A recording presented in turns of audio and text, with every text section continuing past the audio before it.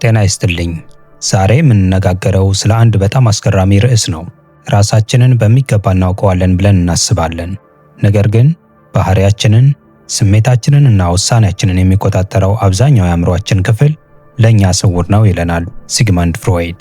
የሳይኮአናሊሲስ ቲዎሪ ፈርቀዳጅ የሆነው ፍሮይድ ያልነቃው አእምሮ ስለሚለው ሐሳቡ በዝርዝር እንነጋገራለን። ሲግመንድ ፍሮይድ የሰውን ንቃተ ህሊና የሚገልጸው በውሃ ላይ ከሚንሳፈፍ ትልቅ የበረዶ ግግር አይስበርግ ጋር በማነጻጸር ነው። እኛ የምናውቀው ማንነታችን በባህሩ ላይ ሲንሳፈፍ የሚታይ አነስተኛ የበረዶ ጫፍ ያህሉን ብቻ ነው ይለናል ፍሮይድ። ከንቃተ ህሊናችን በስተጀርባ ያለውን ታላቅ ምስጢር ለመመርመር በባህሩ ውስጥ ተደብቆ የሚገኘውን ግዙፍ ክፍል ፍለጋ እናስሳለን። በውሃው ላይ የሚታየው ትንሽዬ ክፍል አሁን በንቃት የምናስበው፣ አስበን የምናወራውና የምናደርገው ድርጊት የሚገኙበት ሲሆን ይህም የነቃው አእምሮ ኮንሸስ ማይንድ የሚባለውን ይወክላል። ከውሃው ወለል በታች ሆኖ በመካከለኛ ጥልቀት ላይ የሚገኘው ደግሞ በከፊል የነቃው አእምሮ ፕሪኮንሸስ ማይንድ ሲሆን አሁን ላይ ላናስባቸው የምንችላቸው ነገር ግን ጥቂት ጥረት ካደረግን ልናስታውሳቸው የምንችላቸው መረጃዎች የሚገኙበት ነው። ስልክ ቁጥራችን፣ ትላንት ምን እንደተመገብን፣ የት እንደነበርንና ከማን ጋር እንደተጫወትን ያሉ መረጃዎች መገኛቸው እዚህ በከፊል የነቃው አእምሮ ውስጥ ነው። ሶስተኛውና ያልነቃው አእምሮ አንኮንሸስ ማይንድ የሚባለው ደግሞ አስፈሪውና ትልቁ ክፍል ሲሆን በውሃው ውስጥ ተቀብሮ የሚገኘው ነው። እዚህ ጋር ነው ትክክለኛው እኔነታችን ያለው። ድብቅ ፍላጎቶቻችን፣ የልጅነት ትውስታዎቻችን፣ የፈራናቸው ነገሮችና አፍነን የያዝናቸው ስሜቶች ሁሉ ተሸሽገው የሚገኙት እዚህ አስፈሪና ግዙፍ ክፍል ውስጥ ነው። የሲግመንድ ፍሮይድ ንድፈ ሐሳብ የሰው ልጅን የአእምሮ መዋቅር በሶስት ተፋላሚ ኃይሎች ከፍሎ ያስቀምጠዋል። እነዚህም ኢድ፣ ኢጎና ሱፐር ኢጎ ናቸው። ኢድ የሰው ልጅ ሲወለድ ጀምሮ አብሮት የሚኖር ደመነፍሳዊ ፍላጎት የተጫነውና በፕሌዠር ፕሪንሲፕል የሚመራ ክፍል ነው። ኢድ አሁኑኑ ፈልጋለሁ የሚል ለሕግና ለስርዓት የማይገዛ ማንኛውንም ፍላጎት በዚያው ቅጽበት ማግኘት የሚፈልግ ትዕግስት አልባ ክፍል ነው። ለምሳሌ አንድ በጣም የተራበ ሰው በሌላ ሰው ጠረጴዛ ላይ ያለን ምግብ ዘርፎ መብላት ቢያሰኘው ያ የኢድ ፍላጎት ነው። ሱፐር ኢጎ ደግሞ የህሊናና የሞራል ዳኛችን ሲሆን ማህበረሰቡና ወላጆቻችን ያስተማሩንን ትክክልና ስህተት የሚባሉ ነገሮችን የሚለይ ክፍል ነው። ሱፐር ኢጎ ከኢድ ፍጹም ተቃራኒ በሆነ መልኩ የሞራል መርህ ሞራል ፕሪንሲፕል የሚከተል ሲሆን ፍጹምነትን ይፈልጋል። አንድ ነገር ስህተት ከሆነና ያንን ነገር ካደረግን የጥፋተኝነት ስሜት እንዲሰማን ያደርጋል። ኢጎን ወደ ተግባራዊ ብቻ ሳይሆን ወደ ቅድስናና ወደ ተሻለ ሞራል ይገፋፈዋል። ለምሳሌ የሰውን ምግብ መመኘት ስርቆት ነው፣ ኃጢአትም ነው ብሎ የሚገስጽ የውስጥ ድምፅ ነው ሱፐር ኢጎ።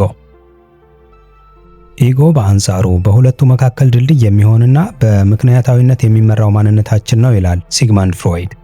ኢጎ የእውነታ መርህ ሪያሊቲ ፕሪንሲፕል የሚከተል ሲሆን የኢድን ፍላጎቶች ከእውነታው ጋር በማጣጣም ተግባራዊ ለማድረግ ይሞክራል። የኢድን ፍላጎቶች ጉዳት በማያደርስ እና ተቀባይነት ባለው መንገድ ለማርካት የሚጥር ምክንያታዊና ውሳኔ ሰጪ ክፍል ነው። ከላይ በጠቀስነው ምሳሌ መሰረት የኛ ያልሆነን ምግብ ከመቀማት ይልቅ ቆይ ሰልፍ ይዤ ልግዛ ወይም ደግሞ ፈቃድ ጠይቄ ልቅመስ ብሎ የሚያስብልን ክፍል ነው ኢጎ። ቀደም ሲል ያነሳነውና ያልነቃው አእምሮ ታዲያ ለዘላለም ተሸሽጎ የሚቀር አይደለም። ይልቁንም በሶስት መንገዶች ራሱን ይገልጣል ወይም ያጋልጣል። ታዲያ ይህ ስውርና ያልነቃው አእምሮ እንዴት ነው ራሱን የሚገልጠው የሚለውን ጥያቄ ለመመለስ የሲግመንድ ፍሮይድ ቲዎሪ ኦፍ ዘ አንኮንሸስ ህልም፣ የንግግር ስህተትና የመከላከያ ዘዴዎች የሚሉ 3 ነጥቦችን ያነሳል። ሲግመንድ ፍሮይድ ህልምን ካልነቃው አእምሮ ጋር የመገናኛ ቀጥተኛ ቋንቋ ነው ይለዋል። በቀን ውስጥ ያላስተዋልናቸው ፍላጎቶች፣ ፍራቻዎችና ትውስታዎች በህልም መልክ ተቀናብረው ይወጣሉ። ስውር ፍላጎቶቻችን በህልም ተመስለው ይመጣሉ የሚለውን መሞገቻውን ለመግለጽ ፍሮይድ ህልምን ወደ ስውር አእምሮ የሚወስድ አውራ ጎዳና በማለትም ይጠራዋል። ያልነቃው አእምሮ የሚገለጥበት ሌላኛው መንገድ ፍሮይዳን ስሊፕ በሚባለው ኮንሰፕት ይገለጻል።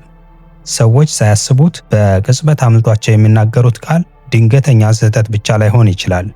ሲግመንድ ፍሮይድ እንደሚለው እነዚህ ስህተቶች ንቁ ባልሆነው አእምሮአችን ውስጥ ተቀብረው ያለው እውነት ፍንጮች ናቸው። ከአፍ ሲያመልጥ እንደሚባለው ማለት ነው። ፍሮይድ በሶስተኛነት የሚጠቅሰውና ስውሩ አእምሮ ራሱን የሚገልጥበት መንገድ ብሎ ያስቀመጠው የመከላከያ ዘዴዎች ዲፈንስ ሜካኒዝምስ የሚባለውን ጽንሰ ሐሳብ በማንሳት ነው። አእምሮአችን ይዋሻል በማለት በእርግጠኝነት ይናገራል ፍሮይድ። ከፍተኛ ጭንቀትን ለመቀነስ የምንጠቀማቸው እንደ መካድ፣ ማላከክና ማመካኘት ያሉ ዘዴዎች ከዚህ ይመነጫሉ በማለትም ያስረዳል። እነዚህ ዘዴዎች ስውሩ አእምሯችን እኛን ከጭንቀት፣ ከጥፋተኝነት ስሜትና ከህሊና ስቃይ ለመጠበቅ የሚጠቀምባቸው ስልቶች ሲሆኑ አብዛኛውን ጊዜ የሚከናወኑት ሳናውቀው ነው። ለማጠቃለል የፍሮይድ ጽንሰ ሐሳብ የሚነግረን እኛ በንቁ አእምሯችን የምናውቀው ማንነታችን እጅግ ጥቂቱን ብቻ እንደሆነና ብዙውን ጊዜ ባህሪያችን በስውር ኃይል የሚዘወር መሆኑን ነው። ይህንን ስውር ክፍል ማወቅ ራሳችንና ሌሎች ሰዎችንም የተሻለ ለመረዳትና የአእምሮ ጤናችንንም ለመጠበቅ ይረዳናል። ያልነቃውን አእምሯችሁን ነቅታችሁ ካልተቆጣጠራችሁት እሱ ሕይወታችሁን ይመራዋል፣ እናንተ ደግሞ ዕጣ ፈንታዬ ነው ብላችሁ ተገዝታችሁለት ትኖራላችሁ ሲል ያስጠነቅቃል ሲግመንድ ፍሮይድ። እነዚህን ስውር ስሜቶች ማወቅ ስንጀምር ለምን እንደምንቆጣ፣ ለምን እንደምንፈራና ለምን እንደምንሳሳት እንረዳለን። ራሳችንን ስንረዳ ደግሞ ሕይወታችንን በበጎ መልኩ የመቀየር ኃይል እናገኛለን። ከዚህ ዝግጅት ቁም ነገር እንዳገኛችሁ ተስፋ በማድረግ የዛሬውን እዚህ ላይ እንቋጨዋለን። በሳይኮሎጂ ሙያ ዙሪያ እናንተን ይጠቅማሉ የምንላቸውን ዝግጅቶች ማቅረባችንን እንቀጥላለን። ይህንን ዓላማችንን ከወደዳችሁት ታዲያ ቻናሉን ሰብስክራይብ በማድረግ አዳዲስ ዝግጅቶችን ስንለቅ ማስታወሻ እንዲደርሳችሁ ደግሞ የደወል ምልክቱን አብሩት። ቪዲዮውንም ላይክ እና ሼር አድርጉት። አብራችሁን ስላላችሁ ከልብ እናመሰግናለን። በሌላ ዝግጅት እስከምንገናኝ ሰላም።